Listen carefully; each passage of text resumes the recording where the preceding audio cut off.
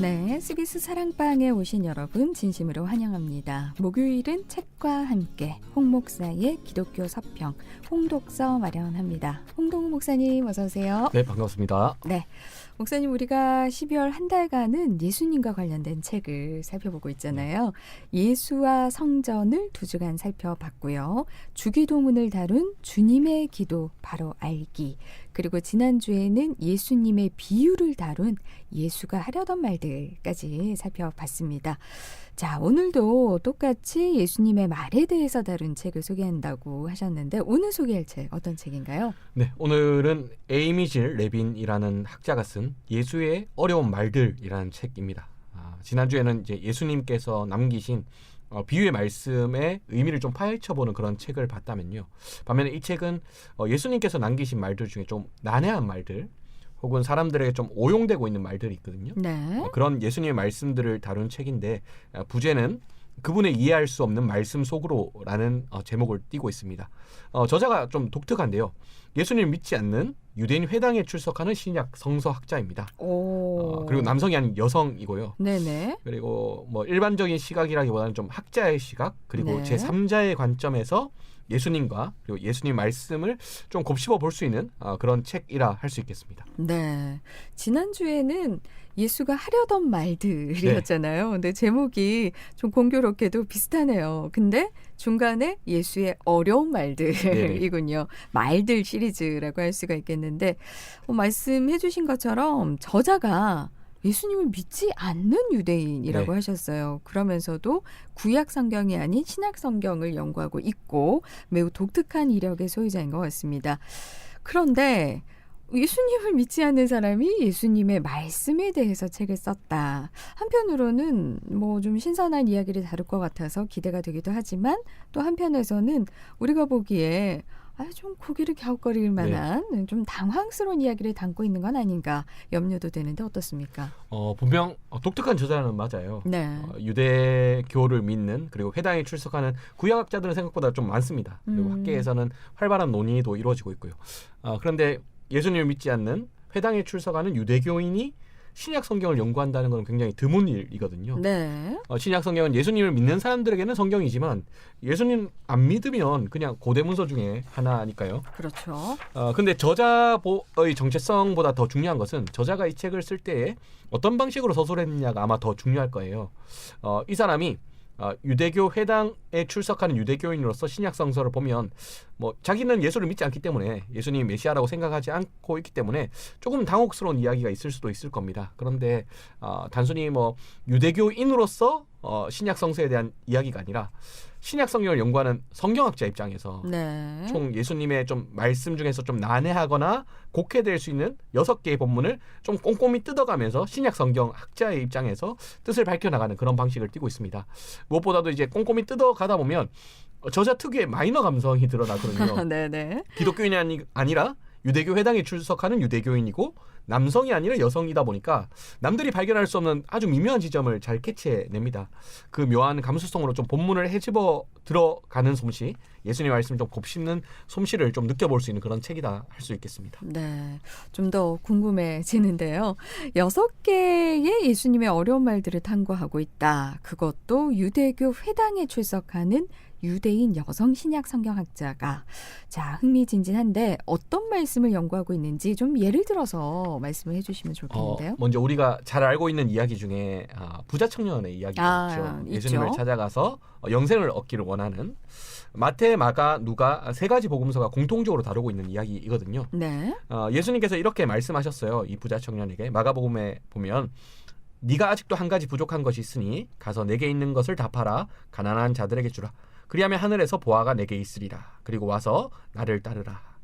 이 사람은 예수님께 영생을 물어봤고 예수님께서는 그에 대한 대답으로 이런 말씀을 하셨어요. 그런데 이 영생에 대해 질문한 이 청년을 두고 우리는 그냥 천국 가는 방법을 물었나 보다라고 생각을 하는데 네. 유대인들만 알 수 있는 포인트를 짚습니다. 그게 뭐냐면 구약 성경에서 특별히 유대인들에게는 영생이란 것이 자녀를 통해 지속되거든요. 예컨대 아담이 에덴에서 살 때만 하더라도 자녀가 없었습니다. 네. 그냥 영원히 살 수 있었거든요. 근데 아담이 쫓겨난 이후에 하와에게 어떤 나중에 출산을 통해서 굉장히 어려움을 겪을 것을 말하면서 아담에게 아들을 통해서 영생을 대신 이어갈 것을 말씀해 주셨어요. 네. 그러니까 구약 성경 그리고 유대인들에게 영생은 자녀를 통해서 계속해서 영원히 사는 그런 개념이거든요. 네. 그러면 이 청년이 예수님에게 영생을 물었던 거잖아요. 네. 그러면 이 사람은 아마도 아내가 없었을 것이다.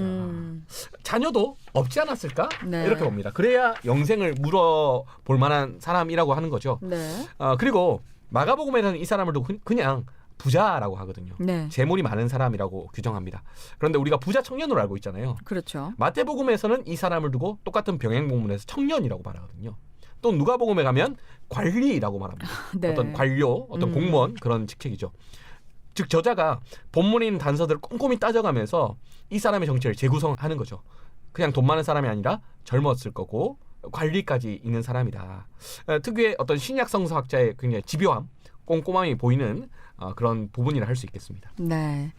본문을 비교하면서 부자 청년의 정체를 이렇게 따라갈 생각은 전혀 못했거든요. 그쵸. 그냥 내용에만 집중을 하다 보니까 마가복음에는 재물이 많은 사람, 마태복음에서는 청년, 누가복음에서는 관리 이렇게 하나씩 단서를 찾아가면서 정체를 재구성하는 장면 이게 뭐 또 다른 내용들을 양성해 낼지 좀 흥미진진한데요. 그죠. 신약 성서 학자답게 이 본문을 굉장히 이제 어떤 추리하는 사람처럼 따라가고 재구성하는 솜씨가 굉장히 매섭습니다. 예수님께서는 영생을 묻는 이 청년에게 부자 청년에게 계명을 말씀하세요. 그렇죠. 그러면서 우리는 흔히 생각하기를 계명 지켰냐 이렇게 묻는 것으로 생각합니다. 그런데 예수님께서 말씀하실 때 보면 은근슬쩍 단어를 바꿔서 말씀하셨대요. 사실 저도 몰랐거든요. 탐내지 말라 이렇게 말씀하셨어야 했는데 속여 빼앗지 말라라는 단어로 바꿔서 말씀을 하셨대요. 네. 그냥 우리는 쓱 지나가는데 뭐가 네. 바뀌었는지도 모르고요. 근데 이 집요한 성서학자가 이렇게 묻는 겁니다. 왜 바꿨냐? 이 단어는 어떤 의미냐? 네. 어디서 사용되는 단어냐? 그래서 이 단어를 이렇게 추적합니다. 추적하다 보면 어떤 단어, 이 단어의 의미가 뭐냐면 품꾼의 삭슬 압제해서 빼앗아서 그때 사용하는 의미거든요. 즉 자신이 어떤 일꾼을 부릴 때 그 일꾼에게 노동 임금을 제대로 취급해주지 않을 때 그때 이 단어를 사용합니다. 네. 즉 이 말은 뭐냐면 가난한 자의 노동을 착취한 적 있냐? 그러니까 이런 물음입니다. 그러면 앞에 있는 이 사람의 정체를 다시 한번 생각해 보는 겁니다. 부자고 관리인데 젊은 사람이에요. 즉 자기가 자수성가했다기보다는 뭔가 부모로부터 물려받았을 가능성이 높겠죠. 네. 근데 그 사람에게 예수님께서 묻는 겁니다. 너 가난한 자들의 노동을 착취하고 있는 건 아니니? 그래서 이 저자는 이렇게 이해하면 어떨까? 이렇게 바꾸어서 이렇게 말해요. 우리의 자신의 특권이 어디서 왔는지 아는가? 그게 우리의 눈에 보이긴 하는가? 결국 이런 질문은 이 청년이면서 부자 관리, 즉 쉽게 말하면 금수저로 태어난 이 사람에게 네. 네가 부모로부터 받은 것들을 좀 가난한 사람들에게 나눠주면 어떻겠니? 라는 부름으로 이렇게 이어집니다.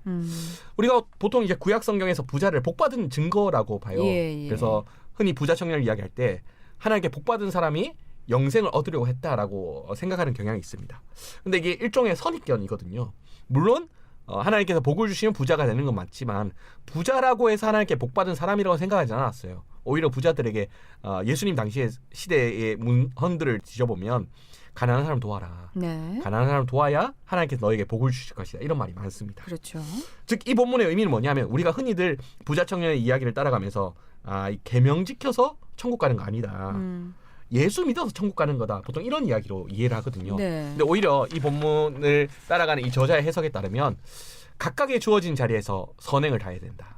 하나님 옆에서 신실하게 살아야 하고 그러면 하나님께서 다 알고 계실 것이고 보상해 주시거나 심판하실 거니까 하나님 앞에서 올바로 행하라. 이런 메시지에 가까울 겁니다. 참고로 뭐 저자만의 독특한 해석이라기보다는 많은 학자들이 동의할 수 있는 그런 해석입니다. 그러니까 우리가 보통 부자 청년 이야기를 어떤 율법의 계명을 지키는 것으로는 영생을 얻지 못하지만 예수를 믿어서 영생을 얻는다. 그게 핵심이다. 이렇게 주로 설교를 들었던 것 같거든요. 그런데 마태와 누가의 병행 본문과 함께 추적하면서 부자 청년의 정체를 소상히 밝히고 독특하게 사용된 단어를 기반으로 해서 본문의 뜻을 밝히는 작업이 좀 신선하면서도 크게 설득력이 느껴지는 것 같습니다. 그렇다면은 다른 6가지의 조금 난해한 본문 또한 이렇게 뜻을 명확하게 풀어나가는 건가요? 네, 기본적으로는 약간 난해한 예수님의 말씀들의 정확한 의미를 풀어 헤치는 것이 이 책의 목적입니다. 그런데 신약 성경학자라고 해서 모든 본문의 뜻을 제대로 알고 있냐? 그런 건 아니거든요. 네. 인간이잖아요. 특별히 우리가 왜 이렇게 기록되었는지 예수님의 의도가 무엇인지 잘 모른 채 기록되어 있고 그리고 그 기록된 예수님의 말씀이라는 이유만으로 현대사에서 좀 오용되는 예수님의 말씀이 있습니다. 이거 왜 이렇게 말씀하셨을까? 의미는 무엇일까? 아무리 골똘히 고민해봐도 잘 모르겠는데 분명한 것은 사람들이 그 예수님의 말씀을 오용하고 있는 그런 본문이 있는 거죠. 그중에 하나는 이 저자가 유대인이기 때문에 굉장히 체감했을 것 같은데요. 유대인을 혐오하게 만드는 본문, 특별히 유대인 혐오를 조장하는 것 같은 예수님의 말씀이 성경 안에 있거든요. 아, 진짜요? 이 본문을 마지막에 다루고 있습니다. 유대인을 혐오하게 만드는 본문, 그것도 예수님께서 하신 말씀 네네. 중에 있다. 전혀 생각지도 못했는데 제가 유대인도 아니고 또 주변에 유대인도 없다 보니까 네. 성경을 읽으면서도 그런 생각, 그런 관점에서는 전혀 보지 못했던 것 같아요. 하지만 저자가 유대인이라고 네네, 했잖아요. 그렇죠. 그러면은 그걸 좀 발견하기가 또 와닿기도 좀 좋았을 것 같다는 생각이 드네요. 네, 이 저자가 어린 시절에 이제 감리교회 할머니들이 이렇게 물었답니다. 네 언제 뿔 뽑았냐? 뿔 뽑았냐? 유대인에게 뿔이 달려 있다고 생각한 거예요. 두 번이나 이런 물론을 받았대요. 네네. 왜 이런 이야기가 나왔냐면 모세가 십계명을 받아 들고 왔을 때 얼굴에서 빛이 나는 장면이 구약 성경에 있습니다. 근데 히브리어로 보면 얼굴에 빛이 난다라고도 해석이 되기도 하지만 얼굴에서 뿔이 나온다 이렇게 해석이 되기도 하거든요. 네. 실제 미켈란젤로의 모세 조각상을 보면 모세의 얼굴에 뿔이 달려 있습니다. 즉 모세에게 뿔이 달려 있으니까 유대인에게도 뿔이 달려 있고 또 사탄에게도 뿔이 달려 있으니까 이게 절묘하게 조합되어서 유대인은 사탄이고 뿔이 달려 있다. 이런 식으로 오해하는 사람들이 있었나 봐요. 네. 물론 감리교회 할머니들이 어떤 악의를 가지고 질문했던 건 아니래요. 그냥 유대인을 처음 보니까 궁금해서 그렇게 질문했겠죠. 실제 이런 오해가 왜 촉발되었냐면 예수님이 유대인 보고 이렇게 말씀하시거든요. 너희는 너희 아비 마귀에게서 났다. 이 유대인들에게 너희는 너희 아비 마귀에게서 났다. 그래서 이 유대인이라는 단어가 정말 유대인 전부를 뜻할까? 궁금하잖아요. 네. 그래서 어떤 사람들은 이 유대인이라는 단어는 사실 유대인 종교 지도자들을 가리키는 것이다. 이렇게 생각하기도 했습니다. 사실 저도 그렇게 얼마 전에 설교했거든요.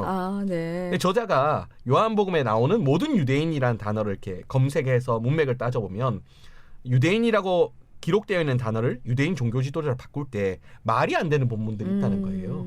그래서 유대인 종교 지도자로 단순히 치환하기는 어려움이 있다. 이렇게 말하는 겁니다. 그래서 어떤 사람들은 그러면 유대인은 유대 땅에 사는 일반적인 사람들을 지칭하는 의미가 아닐까?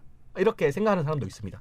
또 한번 이 저자는 싹 다 뒤진 다음에 그렇게 보기도 어렵다. 이렇게 말합니다. 즉 예수님이 오해하기 좋게 말씀하신 건 분명하다는 거예요. 네. 그런데 왜 이렇게 말씀하셨는지도 모르겠고 의미도 모르겠다는 거죠.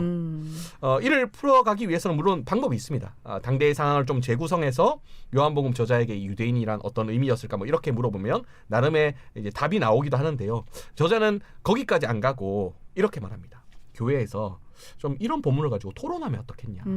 즉 정확하게 뜻을 해석했을 때 이 해석이 이 의미다라고 말할 수 없는 본문들이 있는데 네. 그 본문을 가지고 토론해야 한다고 말합니다. 특정 사람이 혐오하게 만들거나 미워하거나 싫어하게 만들거나 우리 안에 미움을 촉발하는 그런 본문이 있다면 네. 공동체 구성원들이 모여서 이 본문을 읽고 이거 어떻게 해석할지 좀 토론하면 어떨까? 이렇게 이야기하는 거죠. 네. 저자가 정말 하고 싶었던 말이 여기 있는데요. 예수님이 남기신 말씀 대다수가 사실 그렇게 쉽지 않다는 겁니다. 네. 우리가 교회에서 너무 자주 듣고 자주 읽으니까 뜻을 아는 것 같지만 사실은 그렇지 않다는 거예요. 그래서 저자는 어려운 말들이니까 씨름해야 한다는 입장을 처음부터 끝까지 계속해서 밀고 나갑니다. 네. 특별히 이 사람이 유대인이었잖아요. 네. 그래서 어떤 이야기를 들려주냐면 서두에서 이스라엘 즉 야곱이 하나님과 약복강에서 씨름했다는 겁니다. 네. 그리고 하나님께서 이 야곱에게 축복하시고 이스라엘이라는 이름을 줬다는 거예요. 그러면 하나님의 백성들은 자연히 씨름하는 사람들이다. 뭐랑 씨름하는 사람들이냐? 하나님의 말씀. 어려운 이 말씀들과 씨름해서 의미를 밝히는 사람들이 바로 하나님의 백성이다. 이렇게 이야기합니다. 네. 사실 너무 문제의식도 갖지 않고 궁금증도 갖지 않고 성경이기 때문에 무조건 다 믿고 다 수용해야 된다. 이렇게 네. 많이 배웠거든요. 그쵸. 어려서부터. 그런데 성경을 부정하라는 의미가 아니라 말씀과 씨름하라. 네. 여기에는 얼마나 내가 그 말씀 속으로 들어가는가. 하나님께서 이렇게 말씀하실 때 그 문맥도 봐야 되고 여러 가지 어떠한 의미에서 말씀하셨는지를 두고 씨름해야 된다. 이런 의미인 것 같아서 참 좋은 태도가 아닌가 싶습니다. 그러고 보면 이 책의 제목이 예수의 어려운 말들이라는 것도 조금은 이해가 되는 것 같기도 한데요. 예수님의 어려운 말씀을 붙잡고 씨름하기보다 우리가 믿어온 대로 살아가는데 좀 익숙해져 있기 때문에 그런데 오늘날 이 책이 좀 갖는 의미가 있다면 어떤 걸까요? 뭐 사실 이 책을 읽으면서 뭐 오늘날 우리에게 갖는 의미라기보다는 저에게 좀 의미가 있었어요. 아, 그래요? 왜냐하면 마지막 소개한 챕터가 유독 인상적이었습니다. 제가 설교하는 사람이잖아요. 네. 쉽게 말하면 성경 본문을 잘 뜯어서 말함을 통해서 이제 벌어먹고 사는 그런 사람인데 아예 그냥 성도들에게 먹이는 사람. 어쨌건 우리가 알게 모르게 이렇게 설교를 하다 보면 목사 말이 폭력적일 때가 있거든요. 그것도 설교이기 때문에 그리고 내가 목사라는 이유 때문에 내 말이 폭력적으로 들릴 때가 있습니다. 아마 요한복음 저자 또한 유대인들을 향해서 마귀의 자식이라고 말할 때 이것이 후대의 유대인 혐오로 사용될 줄 전혀 몰랐을 거예요. 그렇죠. 그냥 무의식적으로 그쵸. 그냥 유대인들에게 이렇게 했을 거다라고 예수님 말씀을 기록했을 겁니다. 네. 그러면 해결책은 무엇일까라고 말할 때 이 저자가 이렇게 말하는 거죠. 토론해야 된다. 근데 토론하라는 말은 경청하라는 말이거든요. 네. 즉 말을 하는 사람들은 좀 듣기도 해야 된다. 다른 사람의 의견을 듣기도 하고 그래서 우리가 잠정적 합의를 찾아야 된다. 제가 말을 하는 사람으로서 하나님 말씀과 설교를 하는 사람으로서 사실 우리가 쓰는 단어 중에 사람들의 폭력적인 단어들이 좀 있어요.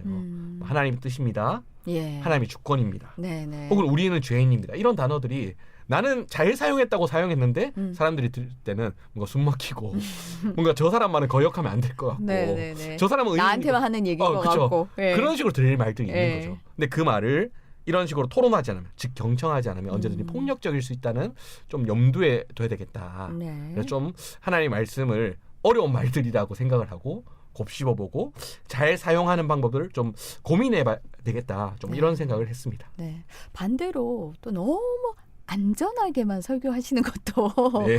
예. 너무 감동이라고 할까요? 예, 우리에게 주는 어떤 그 하나님의 말씀을 우리 골수를 쪼갠다고 하는데 네네, 그렇죠. 사실 그런 것도 있어야 되는데 어쨌든 예수의 어려운 말들 좀 씨름하자. 예. 네네. 그 설교하시는 분뿐만 아니라 우리 성도들도 항상 말씀을 읽고 듣고 하기 때문에 그 말씀과 더불어 씨름한다. 오늘 그걸 좀 기억해야 되지 않을까 하는 생각이 듭니다. 자, 한 달 동안 귀한 말씀 감사했고요. 다음 달은 홍정환 목사님이 바통을 이어서 그리스도인을 위한 인문고전 읽기, 소소한 책 읽기로 꾸며보도록 하겠습니다. 홍독서는 2023년. 네. 2월에 새로운 주제 또 좋은 책들과 함께 만나 뵙도록 하겠습니다. 지금까지 홍독서 홍동우 목사님이었습니다. 목사님 한 해 동안 고생 정말 많으셨고 미리 인사드리겠습니다. 복된 새해 맞으시기 바랍니다. 고맙습니다. 네, 감사합니다.